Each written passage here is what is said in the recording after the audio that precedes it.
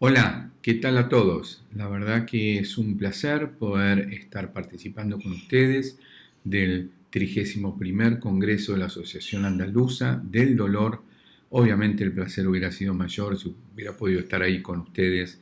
en forma presencial, disfrutando de la maravillosa ciudad de Cádiz.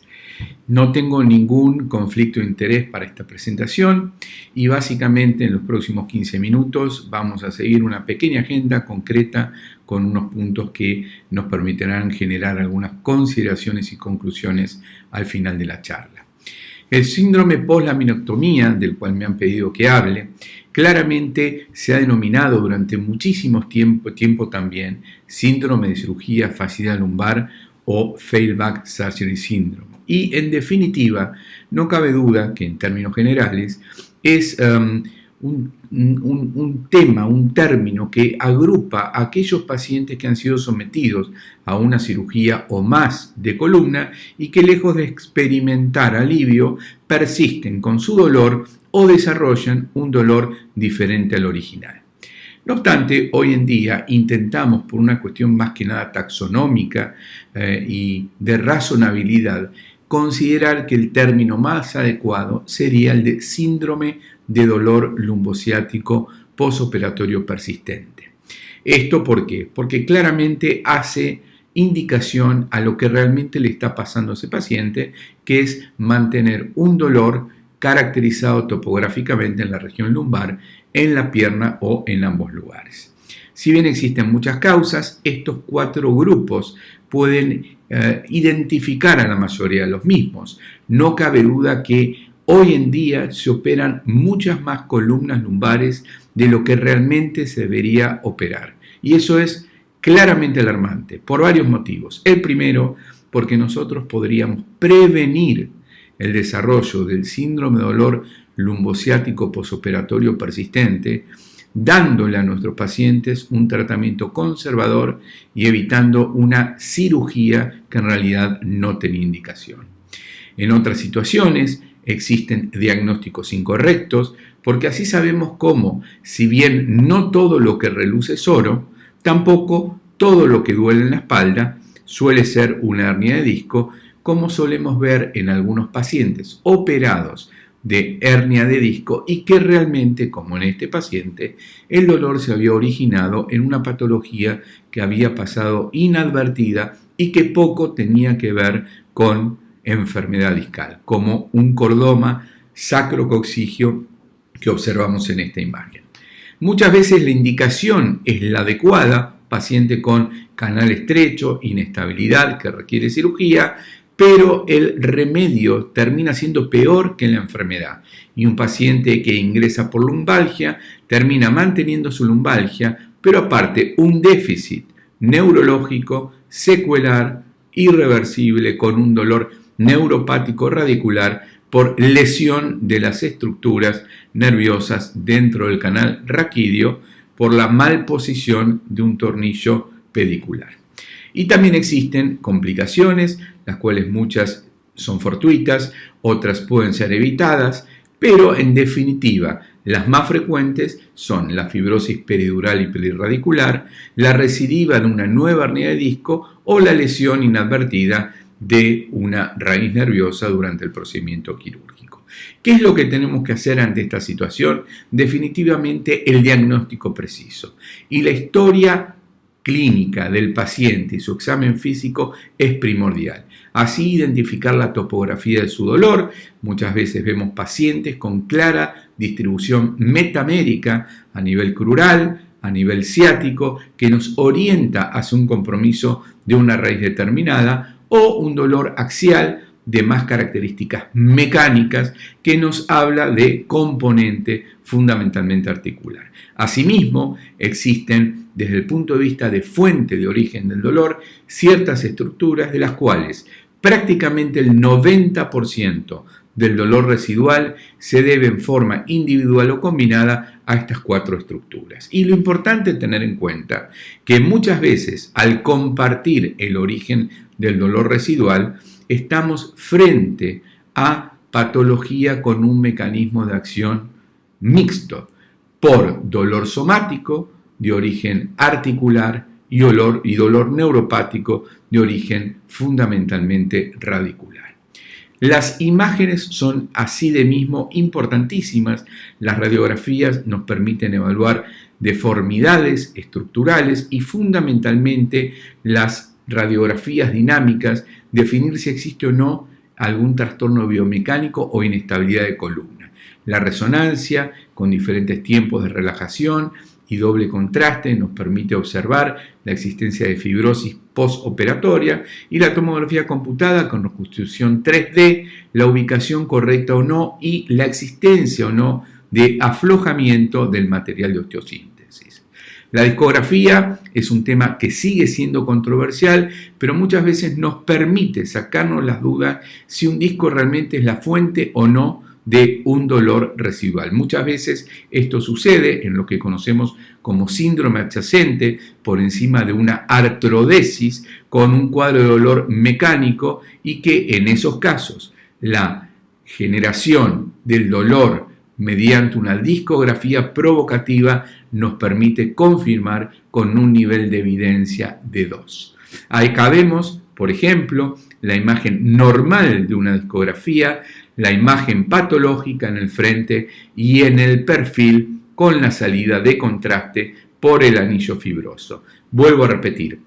esto es una imagen patológica de disco que puede ser un disco no doloroso. Lo importante es si existe o no dolor de las mismas características en el momento de la inyección a presión del contraste. Y por último, las inyecciones diagnósticas permiten confirmar la presunción hipotética de dónde proviene el dolor del paciente. Sabemos que la mayoría de las lumbalgias posoperatorias dependen en más del 15% de los pacientes operados de un síndrome facetario, y este síndrome facetario está dado por el compromiso de la rama media muy en contacto con la apófisis transversa, como vemos aquí, y de esta manera, sabiendo que esta estructura nerviosa surca entre el tubérculo mamilar y el tubérculo accesorio, dependientes de la faceta articular superior y la apófisis transversa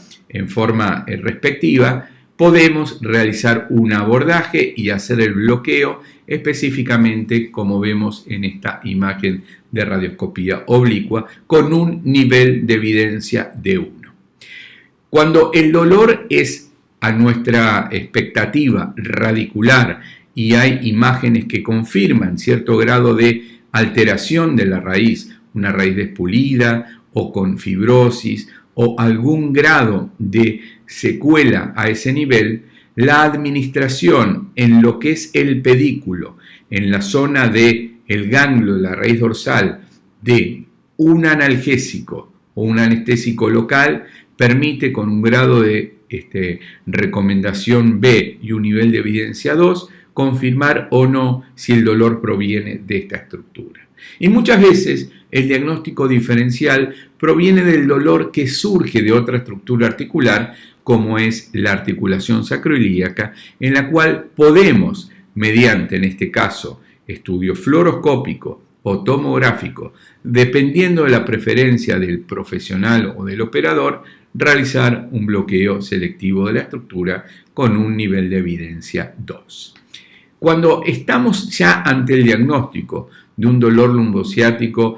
persistente posoperatorio, debemos considerar en forma gradual el manejo conservador, el farmacológico, los procedimientos intervencionistas y la revisión quirúrgica. El manejo conservador debe ser un elemento fundamental no solo de inicio, sino durante el todo continuo tratamiento del paciente con esta entidad. El manejo farmacológico excede absolutamente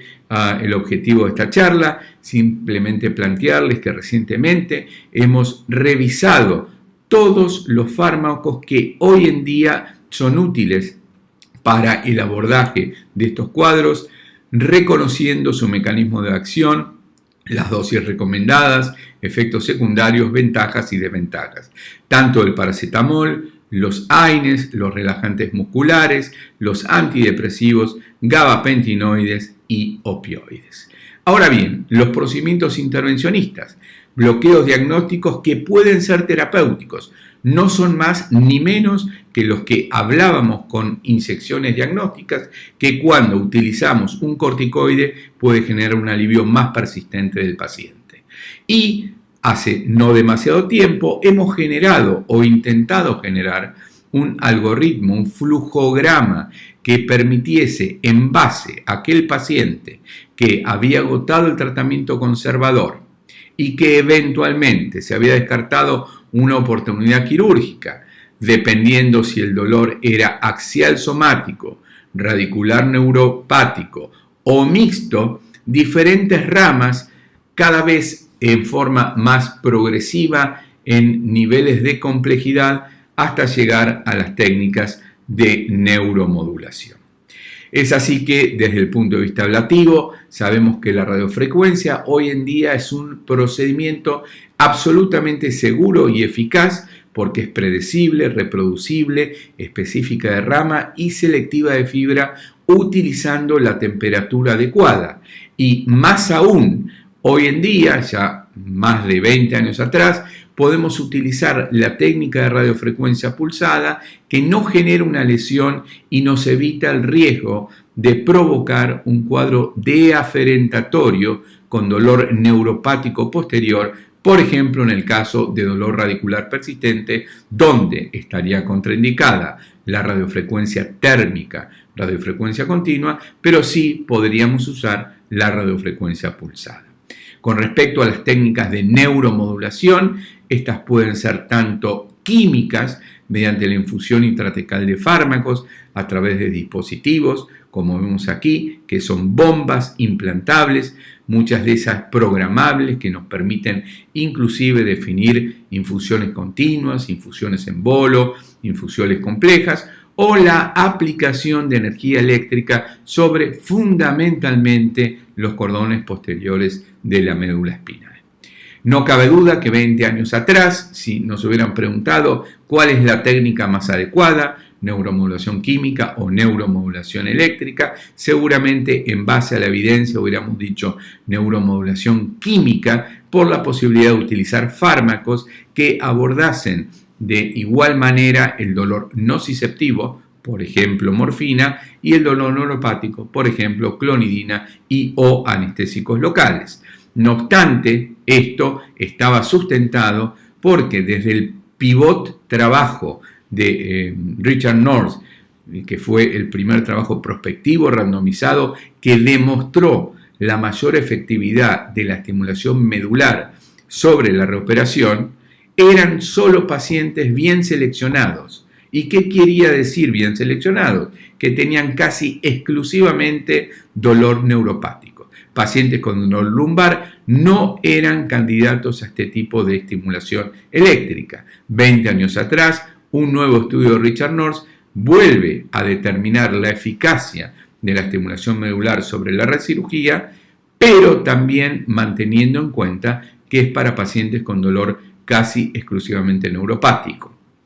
Todo esto ha cambiado ya hace un poco más de 10 años, a partir de los trabajos de Dirk de Ridder, con ciertas ondas de estimulación, en este caso que él llamó estimulación burst o estimulación en ráfagas, que no producen parestesias a la hora de generar su alivio, y claramente demostró que en el dolor neuropático, en base al dolor de base, la estimulación burst, la estimulación en ráfagas era muy superior a la estimulación tónica, pero lo más llamativo fue en el dolor axial, en el dolor mecánico nociceptivo, con una clarísima reducción del dolor en los pacientes que recibían estimulación burst. Con otros tipos de modalidades de estimulación, como la estimulación denominada de alta frecuencia, promulgada por muchos profesionales, entre ellos Leonardo Capural, también demostró que a nivel del dolor neuropático, ¿sí? Esto es la estimulación tónica y esto es la estimulación a 10.000 Hz, claramente había una mayor respuesta a la estimulación 10.000 Hz o de alta frecuencia, al igual de lo que pasaba en el dolor lumbar, en el dolor nociceptivo. Más recientemente, y esto es un trabajo del año pasado, un estudio multicéntrico, randomizado, controlado acerca de la modalidad Differential Target Multiplexer, que conocemos por sus siglas como DTM, en el cual también se demostró que existe una amplia respuesta al sistema DTM con respecto a lo obtenido en los pacientes que recibían estimulación clásica, tónica o tradicional. Y lo llamativo que más de el 84% de alivio se podía obtener en pacientes con lumbalgia, concluyendo la superioridad de esta modalidad con respecto a la que habitualmente utilizábamos. Para finalizar, y en base a lo que estuvimos viendo, no cabe duda que el dolor lumbar posoperatorio es persistente, es un severo y grave problema de salud pública, no solo por su incidencia, sino por el impacto económico que produce. En muchos casos podemos prevenirlo evitando las cirugías innecesarias y haciendo tratamientos médicos conservadores y utilizando técnicas mínimamente invasivas. Cuando ya lamentablemente estamos frente al hecho, debemos hacer un diagnóstico topográfico y del mecanismo de acción del dolor para plantear una estrategia terapéutica adecuada. Las inyecciones guiadas por imágenes no solo nos permiten generar un alivio, sino nos permiten confirmar nuestra hipótesis de acuerdo al origen del dolor. La reintervención solo debe estar restringida en aquellos casos que la meriten, por ejemplo, una progresión en un déficit neurológico, tanto déficit motor como esfinteriano. Sabemos hoy que con todas estas nuevas ondas de estimulación se logra un excelente alivio en el dolor somático, en el dolor nociceptivo axial, y que la expectativa, a diferencia de años atrás, es que nuestros pacientes, en un 80% de esta población, obtenga hasta un 80% de alivio en términos de intensidad de dolor. Y para finalizar, saber que hoy la evidencia nos determina que la estimulación medular, tanto en aquellos pacientes con dolor radicular o dolor axial, tienen una recomendación 1A. Bueno, espero que haya servido lo que hemos charlado y que la próxima podamos estar viéndonos en persona. Muchísimas gracias por su atención y hasta muy pronto.